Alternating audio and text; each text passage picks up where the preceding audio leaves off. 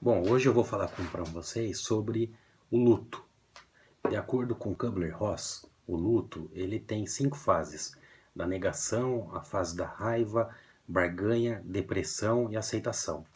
Mas nem sempre todas essas fases acontecem de uma ordem cronológica dos fatos, ou seja, não é assim, primeiro a pessoa passa pela negação, depois vem o momento da raiva, da barganha, depressão e aceitação. Ela pode sentir todos esses elementos que eu falei no mesmo dia, por exemplo. Ela pode no mesmo dia sentir negação e raiva, por exemplo. Né? Então, vou falar um pouco da fase da negação. Negação é o seguinte, não é que a pessoa nega que o outro morreu. Não é isso, que ela faz de conta que o outro não morreu ou não acredita. A negação é quando a pessoa fala assim, poxa, mas por que comigo? Por que com o falecido? Por que isso aconteceu comigo? E depende muito de como a notícia foi dada para a pessoa. Né?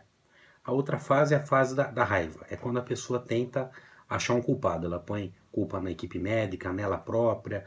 Ela acha que ela podia ter feito alguma coisa para evitar. Coloca até na pessoa falecida uma culpa. Então ela vai sentindo muita raiva dos outros, etc., por um sentimento de impotência também, né?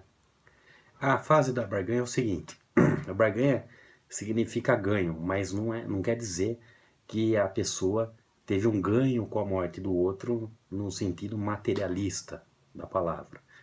Barganha é o seguinte, o que o outro deixou em mim? Ele era uma pessoa muito amorosa, por exemplo, eu aprendi esse amor com ele, que exemplo que ele me deu, etc. É assim, o que eu aprendi com o outro, o que ele me trouxe de bom, o que eu ganhei com o outro. É nesse sentido que é a fase da barganha. E da depressão são o quê? São sintomas depressivos mesmo. Né? A pessoa dorme muito, dorme pouco, dorme muito como fuga, para não ficar pensando, para não sofrer, para diminuir a dor. São sintomas depressivos clássicos mesmo. Né?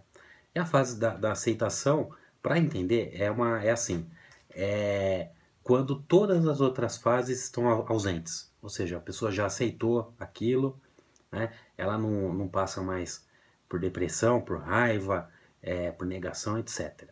Só que é o seguinte, né? Repito aqui, essas fases não são uma regra. Tem gente, por exemplo, que não passa pela fase da negação, por exemplo.